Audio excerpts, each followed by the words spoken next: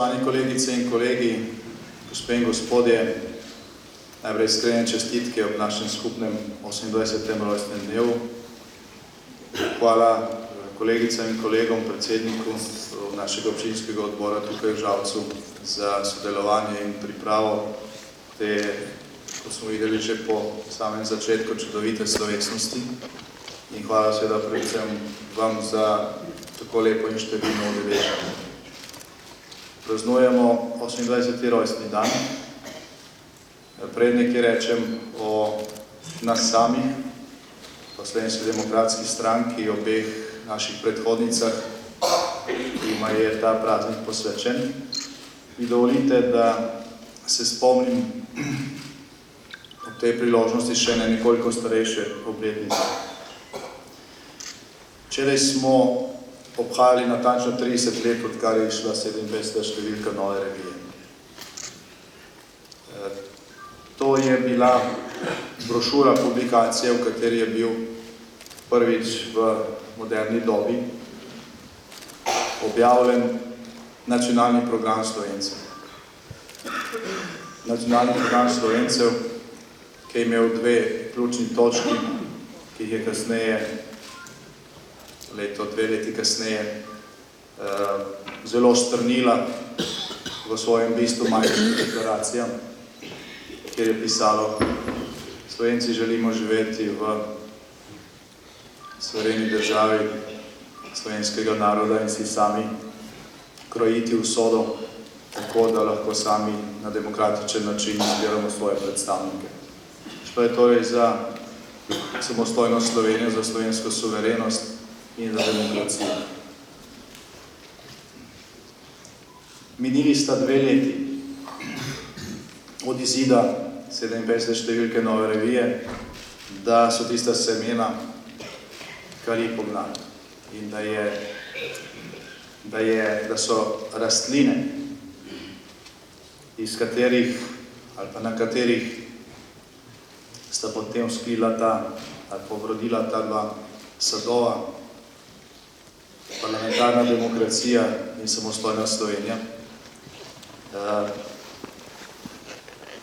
pravzaprav dobila ta stvarno okostje, da je beseda meso postala. Zdaj, v času teh 2 let smo se morali Slovenci zbuditi še strahu. To se je zgodilo na Kongresnem trgu na Roški dobro leto po izidu 57. številke Nove revije. Zdaj, slišimo, da bo ob tej 30. obletnici kar nekaj prireditev v Sloveniji in prav je tako.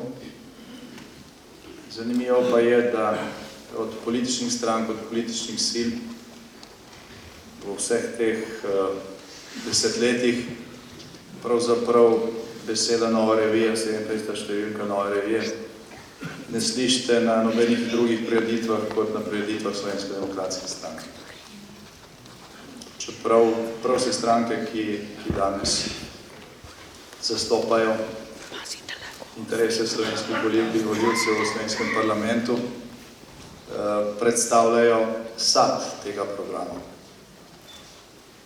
Ampak za nekatere je to bilo presenečenje, za nekatere je to pač nekaj, kar pripada zdaj že neki oddaljeni preteklosti, za nekatere se je to zgodilo proti njihovi volji. Slovenska demokratska stranka je v tem trenutku v slovenskem političnem prostoru edina, ki pravzaprav goji ta neokrnjen zgodovinski spomin na tiste čase. Da se nismo danes zbrali.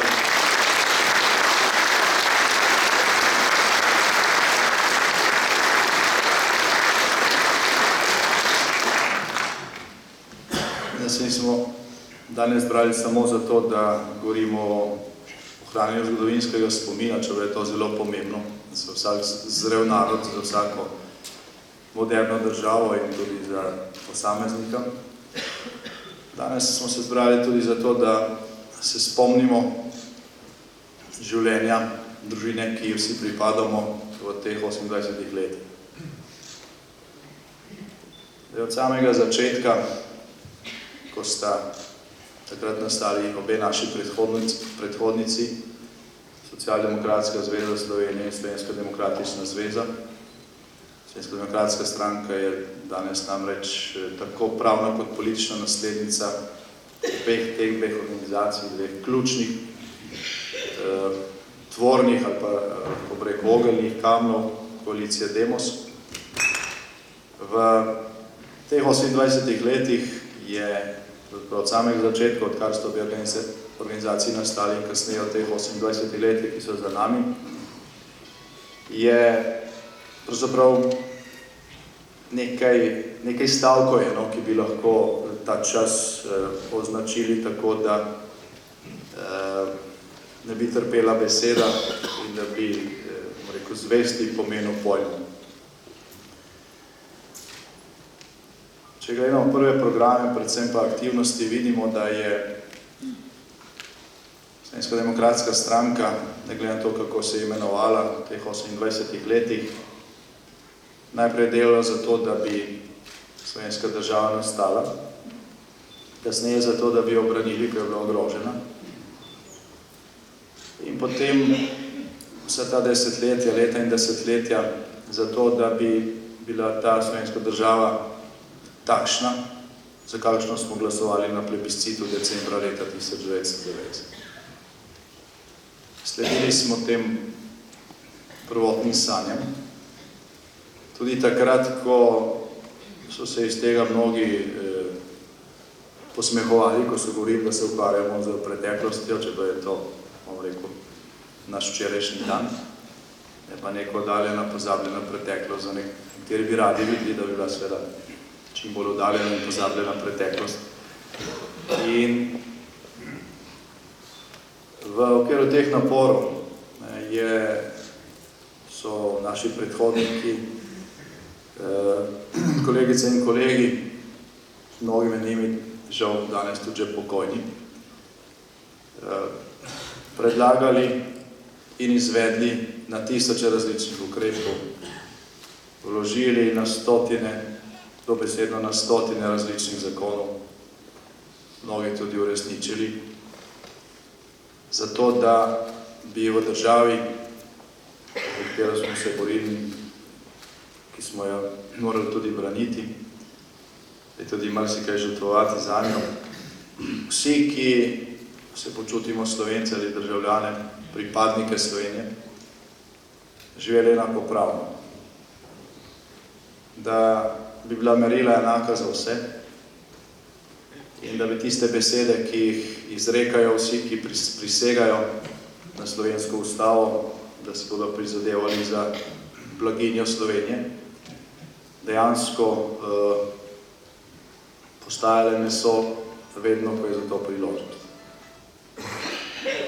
Tako smo se borili najprej za to, da se popravijo krivice, so nastajale v enopartijskem režimu, zato da se ukradeno premoženje vrne tistim, ki jim je bilo ukradeno, zato da tisti, ki so še posebej trpeli, dobijo vsaj neko odškodnino. Borili smo se za to, da se vzpostavijo pogoji, v katerih se takšne anomalije, družbene anomalije ne mogle več ponavljati.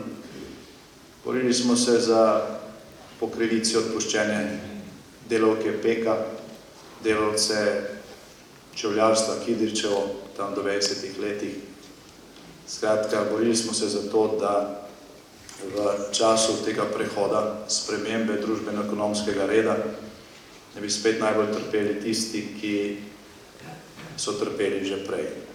Da tisti, ki so bili že prej drugorazredni, ne bi takšni ostajali tudi v samostojni Sloveniji. Včasih smo doživljali uspehe, včasih smo doživljali poraze. Borili smo se za to, da bi se Slovenija enakomerno razvijala. Borili smo se proti centralizmu, proti temu, da ne bi vsa koncentracija bila v eni sami točki v Sloveniji, samo v glavnem mestu, marsikatera pokrajina pa še naprej pozabljena.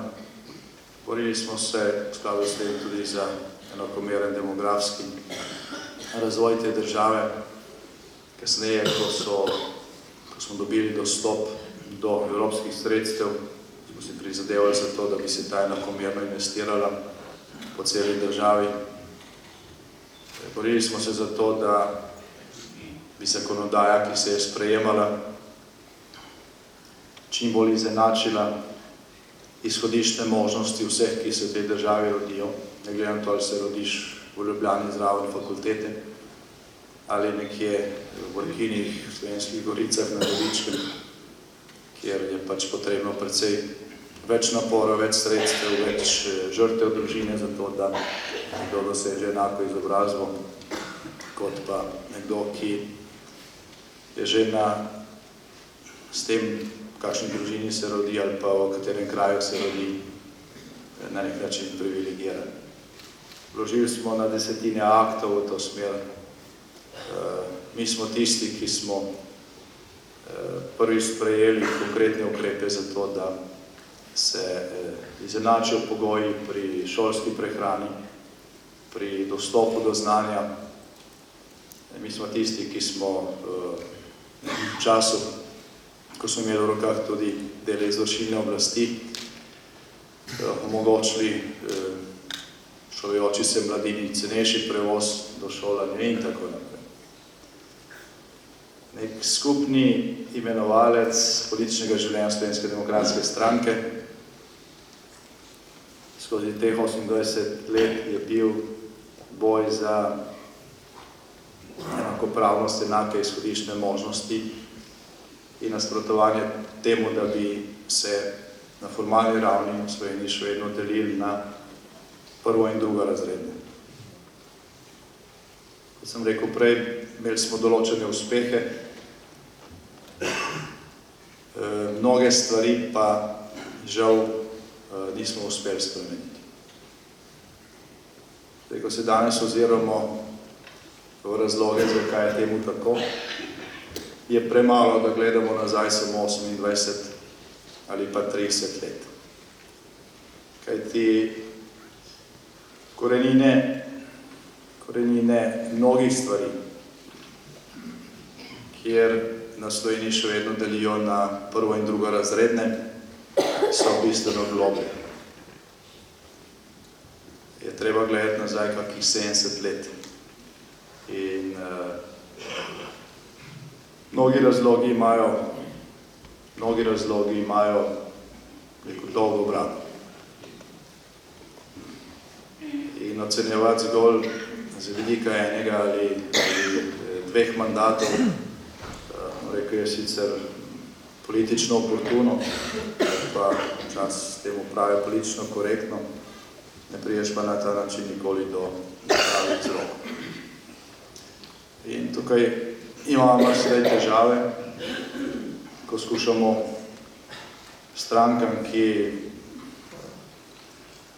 imajo svoje rojstne datume, v glavnem preko razmetane po zadnjem desetletju, razložiti razloge, zakaj so nekatere stvari takšne kot so.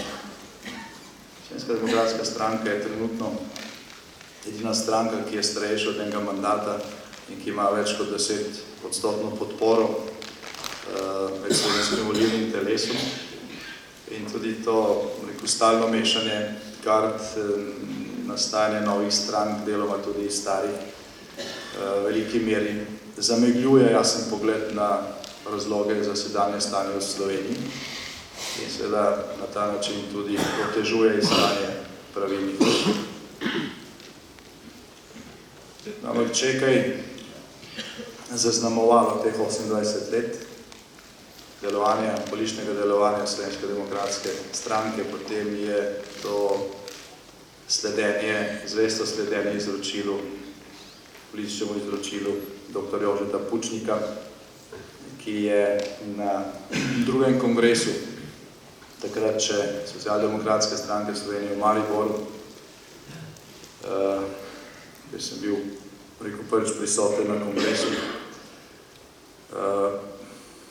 izpostavil ta boj proti delitvi ljudi v Sloveniji na prvo in drugorazredne in boj za enake izhodiščne možnosti otrok kot samo temeljno vodilo delovanja stranke. In jaz mislim, da bo to vodilo ostalo še dolga leta in desetletja v osrednjem jedru našega programa.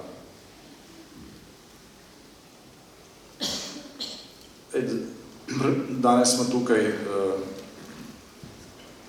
zato, ker pač praznujemo 28. rojstni dan.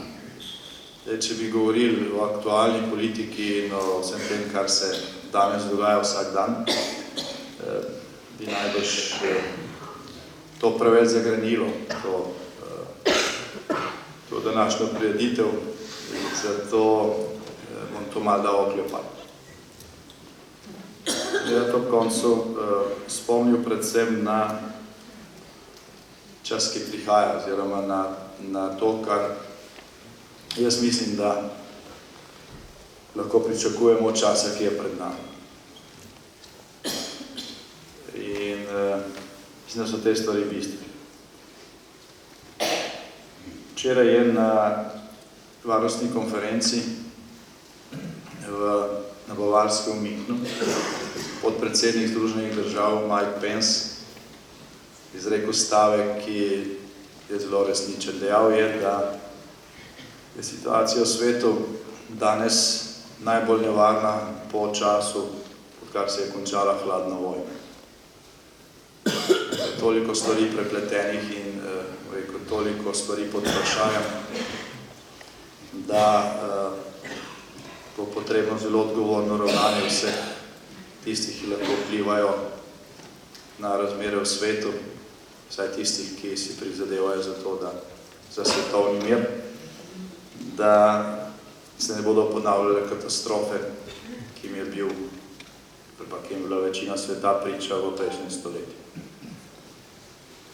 Mi smo šli leta 2004 v Evropsko unijo in zvezo NATO in sistem, vsaj takrat je tako izgledalo, prvič v zgodovini dejansko zavarovali, kolikor je to pač možno v človeški družbi, našo gospodarsko in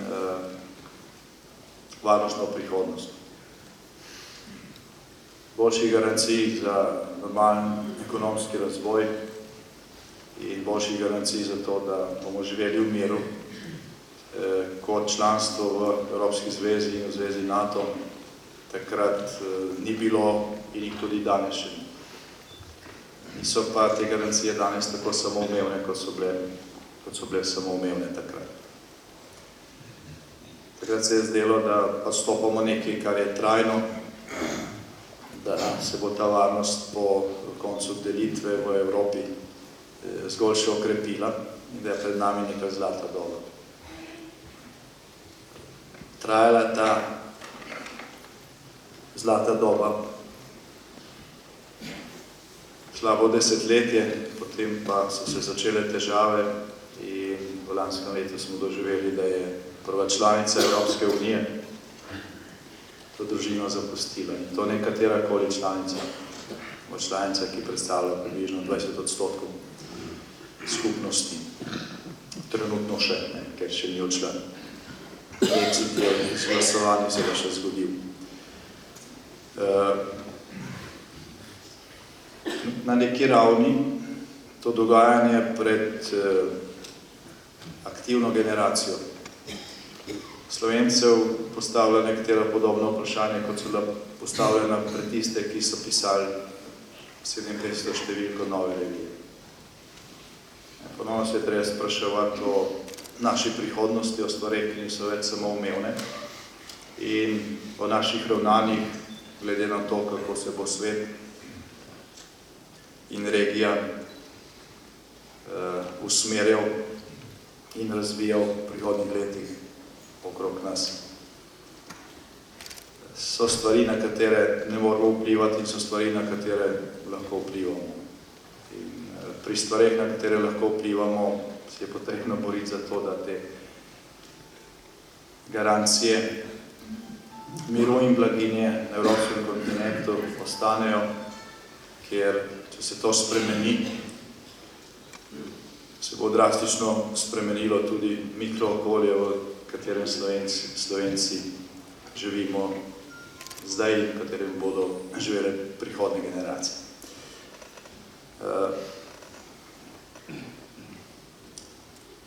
Smo del nekega prostora, ki je zaradi različnih razlogov, ne bom se spuščal v podrobnosti, pravzaprav ogrožen. Zdaj Evropo ogroža nizka rodnost, v Evropi je hkrati visoka rodnost na obrobju. Evropo ogrožajo obojeni hladnovojni apetiti Moskve. Evropo ogroža znotraj tudi del nesposobne evropske politike, ki te grožnje ne vidi in se jim ne zna zoperstaviti. Del te politike pa te grožnje še pospešuje oziroma jih povečuje. Seveda, Evropa ogroža tudi to, da se to dogaja na neki točki, ko so določeni mehanizmi, ki bi Evropsko unijo ubranili pred temi izzivi, zgrajeni zgolj na pol. Kljub temu pa je treba reči, da ima evropski kontinent ali pa da ima severnoatlantski prostor na voljo dovolj in še več potencialov, da se tem grožnjem upre, da se jim izogne. Potrebna je zgolj pamet in pametno ravnanje. In to, kot je bilo pred dnevi zelo kot jasno rečeno, strani nekega znanstvenika, ni tako pogosta dobrina. Se pravi, lahko tudi Slovenija tukaj preko idej in pravilnega ukrepanja prispeva k skupnim rešitvam bistveno več, kot se je pa to dogajalo v preteklosti.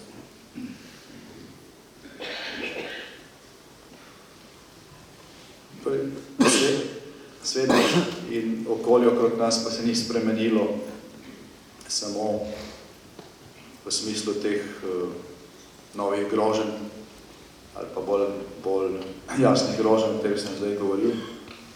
Svet se je spremenil tudi strukturno in tehnološko. Ko je dr. Jože Pučnik tam konec 70-ih, začetku 80-ih let pisal svoje delo, svojo knjigo, v kateri je govoril o družbi in tehnologiji, takrat, če ni bilo interneta, vsaj ne kot interneta, kot neke tehnologije, ki je množično uporabljena. Danes je to osrednja tehnologija, ne samo sodobnega, ampak celotnega sveta. Tudi v najmanj razvitih afriških državah obstaja internet. Tudi tam, ker nimajo elektrike in tekoče vode, imajo pametne telefone. Ta tehnologija je spremenila tudi način funkcioniranja demokracije. Bistveno bolj, kot se mi tega zavedamo. Veliko govorimo o obletnicah, naj omenim še eno. Dobrih 500 let nazaj je angleški mislec in državnik Francis Bacon izrekel tisto znamenito misel, ki je tudi v Slovenski demokratski stranki velikokrat ponavljamo, tisti, ki ste šli čez tečaje Akademije Jožeta Pučnika, ste veliko slišali. On je takrat zapisal, da je suverenost človeka v znanju, da je v družbi, takrat je bila to fevdalna družba, globoko fevdalna družba, en sam izenačevalec ljudi, ki jih dela bolj enakopravne, ne glede na to, ali so rojeni v plačanski ali plemiški družini, in ta izenačevalec je znanje, izobrazba.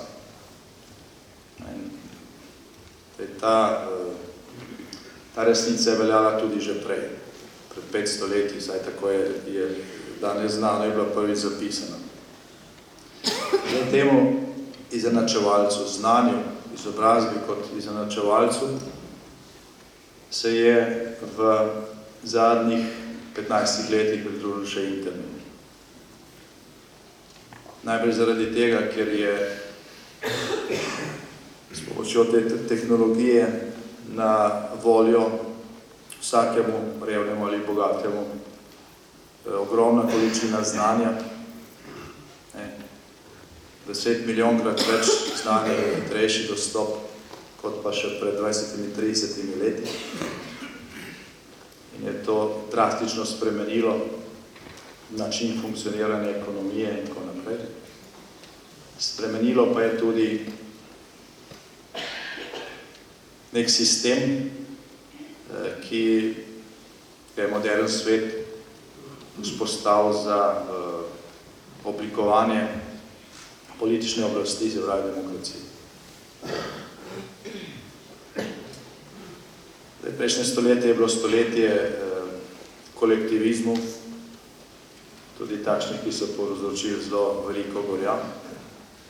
Slovenska demokratska stranka, kljub temu, da se od samega začetka prizadevala za samostojno Slovenijo in se borila za samostojno državo, nikoli ni izhajala iz prepričanja, da je država čudežna rešitev za vse.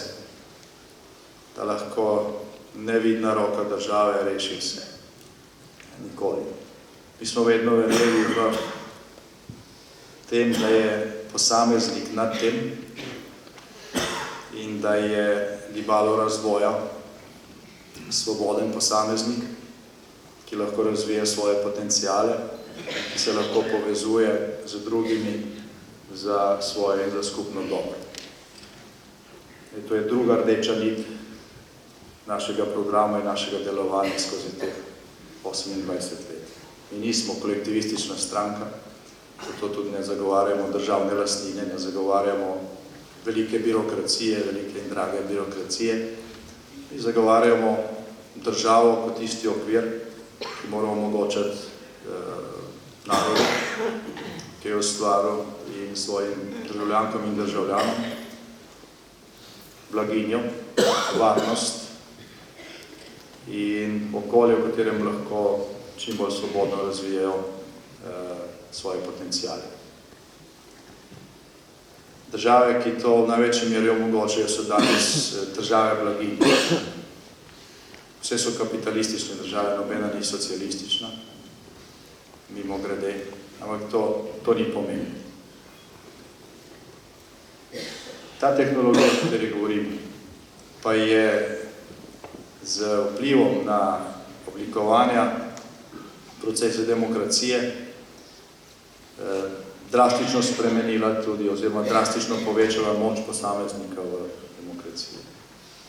Nekaj, česar se je moderni svet začel zavedati šele po zadnjih predsedniških volitvah v Združenih državah. Zmaga predsedniškega kandidata republikanske stranke bila možna izključno zaradi tega, ker je moderna tehnologija omogočila, da je neposredno komuniciral z volivci. Ker je ta, zdaj ne spuščam to v kvalitetno presojo tega procesa in rezultata tega procesa, da govorim o drastični spremembi v funkcioniranju demokracije, ki se jo pri nas še ne zavedamo, vsaj ne dovolj. V svetu pa se je to zavedanje začelo šele potem, ko so prešteli rezultati in ugotovili, da je rezultat popolnoma drugačen od napovedi in ta tehnologija je poleg tega, da je omogočila neposredno komuniciranje nekega kandidata, ki se poteguje za naklonjenost volivcev s temi volivci, tudi to, da vsak volilec, vsak aktiven državljan postane jedro nekega delovanja brez posrednika. Še pred 20 leti smo na podobnih srečanjih, tudi na naših obletnicah, bili roke nad tem, kako smo marsikje zaradi medijskega monopola postavljeni pred zid. Tisti, ki ste bili takrat v naši poslanski skupini v parlamentu ali ki ste delali v glavnem tajništvu ali v lokalnih odborih, veste, da recimo pred 20 leti Slovenska demokratska stranka mnogokrat tarča silovitih napadov, diskreditacij, vseh 28 let se je to dogajalo, tudi prej, ko je bil pred mano predsednik dr. Pučnik pa France Tomšič, ste tudi moja dva predhodnika doživljala nekaj podobne obdelave. In takrat so mnogokrat vili roke nad temi monopoli, pisali demantije in odgovore, se sklicevali na tisti člen ustave, ki pravi, da ima vsakdo pravico do popravka, če ga v nekem glasilu pač napačno omenijo ali pa blatijo. In potem čakali dneve, tedne ali bo ta popravek objavljena. Tiskali smo lastno glasilo, biltene, se med sabo malo obveščali, v volilni kampanji smo bili odvisni, naš rezultat je bil odvisen predvsem od tega, koliko nas je bilo, na koliko vrat smo potrkali na tem, da smo neposredno se kot posamezniki vzpostavljali kot jedro komunikacije, ampak smo morali peš hoditi okoli pa nabirati glasove. To se je v 20 letih danes drastično spremenilo. Ko gre za volilno kampanjo, še vedno treba hoditi okoli pa nabirati glasove, da kdo misli, da tega ne bomo več počeli. Zdaj govorimo o tem, da je možna neposredna komunikacija tudi virtualna. In da je ta komunikacija nekaj tisočkrat hitrejša kot pa fizična komunikacija. Že stari Grki so poznali pregovor, ki je rekel, da demokracija ne deluje, če tisti, ki glasujejo, niso informirani. Potem so rezultati vedno isti. Mi smo se 28 let srečevali z tem problemom. In pravzaprav do aktualnega časa ni bilo orodja ali orožja proti tem monopolu. Zdaj je. Kar se tega tiče, se je svet drastično spremenil. Zgodilo se je nekaj, kar tudi v naših dolgih razpravah, ko smo iskali rešitve, nismo dognali. Ampak se je zgodilo. Tehnološki razvoj je to spremembo prinesel. Tisto, česar še ni, je naše zavedanje te možnosti. Če sem zelo konkreten, prihodnjih 28 let delovanja Slovenske demokratske stranke, pa tudi vseh drugih, bo v bistveno manjši meri odvisno od tega, kako te bodo slikali v raznih medijih, ki jih bo vse manj, zdaj takšnih, kot jih poznamo danes. Oziroma bo vse manj odvisno od raznih monopolov, posredovanja posrednikov, organizacij posrednikov, mnenj in informacij javnosti ali pa volivcev. In bo vsak dan, vsako leto bolj odvisno od tega, kako se bo vsak posameznik, vsak aktiven posameznik v družbi zavedal te možnosti, ki je prišla in ki je nastala.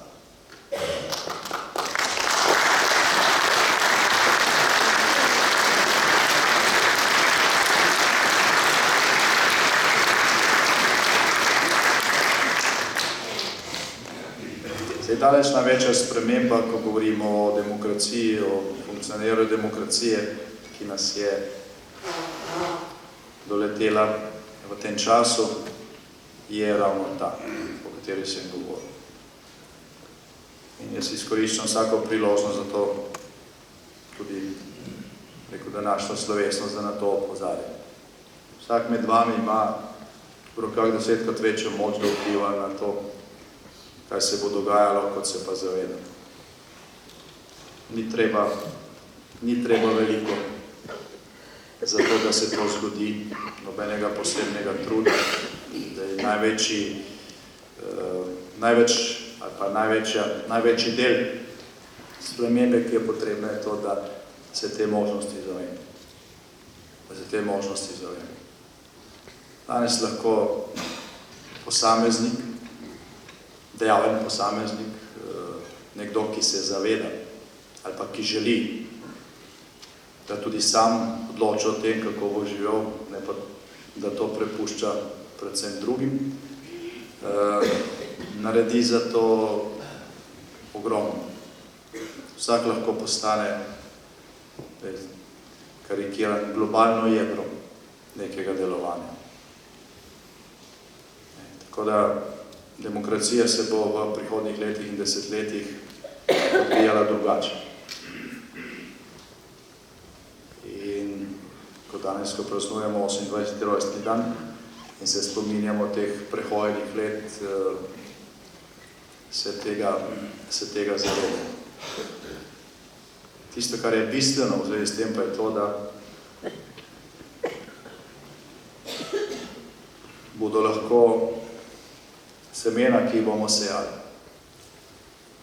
obrodila bistveno večje, bolj množične plodove, bistveno več plodov, kot pa se je to dogajalo v preteklosti. Mnogo naših kolegic in kolegov, ki jih danes ni več med nami, tudi v lanskem letu ste se, ali pa v zadnjem letu, pač smo praznovali zadnji rojstni dan, se je poslovilo kar nekaj, več kot 10 kolegic in kolegov, ki so zaznamovali naše življenje v teh 28 letih. Menim samo gospod Marijo Vodišek, pa dr. Ljuba Sjerca med njimi. Če pogledamo vseh teh 28 let, potem vidimo, da na stotine teh, ki so živeli za isti cilj skupaj z nami in delovali, ni danes več med nami. In če bi takrat, ko je še deloval dr. Jože Pučnik, obstajala ta možnost, ki se ponuja danes, bi bila Slovenija danes drugačna. Rezultati iz tih prvih predsedniških volitev je drugačen. Se mogoče je bil, tudi zgolj se ga ne dalo ob teh tehnologijah. Torej, prihodnost, ki je pred nami, bo ponujala bistveno boljše možnosti za uresničevanje našega programa. Marsikaj, kar doslej ni bilo možno, bo pač možno. Ne bo se možno samo lažje braniti, možno tudi bistveno lažje nastopati z argumenti do tistih, za katere želimo, da vedo, kakšen je naš program. In bistveno teže bo ustanoviti stranko 5 tednov pred volitvami in potem dobiti relativno večino na takšnih volitvah. Ni pa ta tehnologija, ne bodo pa te spremembe v tehnologiji, ki bodo vplivali na to, kako se demokracija izvaja. Niso pa to obramba proti zlorabam države. Če nekdo hoče zlorabljati državne institucije, če nekdo gre onkraj ustavnega okvira, potem običajno znotraj ustavnega okvira ni mehanizmov obrambe proti temu. Takrat običajno potem ljudstvo reagira, kot je zdaj reagiralo v Romuniji, ali kot je reagiralo v Ukrajini pred leti, ali kot je reagiralo v Sloveniji leta 1988. To je zadnji obrambni mehanizem demokracije, ki potem običajno, vsaj v civiliziranem svetu, popravi tok dogodkov. V zadnjem letu je prej bilo rečeno, prej Martina dejala, da leto 2016 prav posebno burno ni bilo. Dejansko v lanskem letu ni bilo volitev. Spremljali smo pač neko mučenje neke vlade, ki ni vlada, ki zgolj izvaja tisto, kar do glavnem ne sklene v ozadju. Spremljali smo kontinuiteto v strukturah, ki so omogočile, da so bile zadnje volitve ukradene. Spremljali smo padanje mednarodnega ugleda Slovenije in stopnjevanje strahu v pričakovanju, kaj bodo prinesle odločitve, ki niso v naših rokah, recimo arbitražnega sodišča glede meje s Hrvaško in tako naprej. Na večino teh odločitev ali pa na večino dogajanja nismo mogli vplivati, pa kaj posebnega se tudi ni dogaja. Da je neka skupna značilnost tega preteklega leta je, da je do to leto mnogih izgubljenih priložnosti, da so šle mimo stvari, ki bi jih lahko naredili, pa jih kot država nismo, in da je vse skupaj v nekem utrpljen stanju.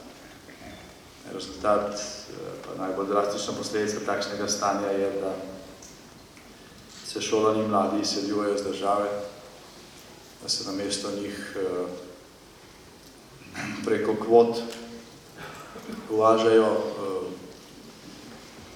preko delovni migranti, ki se predstavljajo kot prosilci za azil, in da se na ta način poslabšuje neka bazična struktura Slovenije ali pa slovenske države za spopad z izzivi prihodnosti.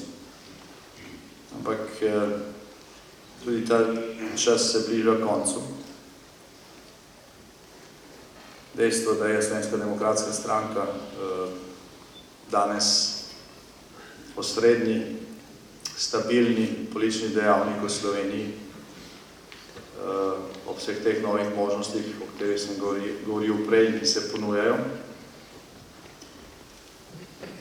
daje upanje, da je pred nami nek sicer zahteven, tudi glede na dogajanje v znanem okolju, čas, vendar bo to čas spremenil. In ta čas je potrebno izkoristiti. Če bomo vložili toliko energije, če bomo vsi vložili v ta cilj toliko energije, kot so ga v zadnjem obdobju tisti, ki bomo danes podelili zaslužena priznanja, potem bomo brez dvoma uspeli. Bomo brez dvoma uspeli, kajti čas, ki je pred nami, je najbolj slikovito možno izraziti z besedami, ki jih je pred 100 leti zapisal slovenski general in pesnik Rudolf Meister, ko je zapisal tisti znameniti stih. Bratje, naša pomlad gre iz tal, bistra kot burja, močna kot val. Hvala lepa.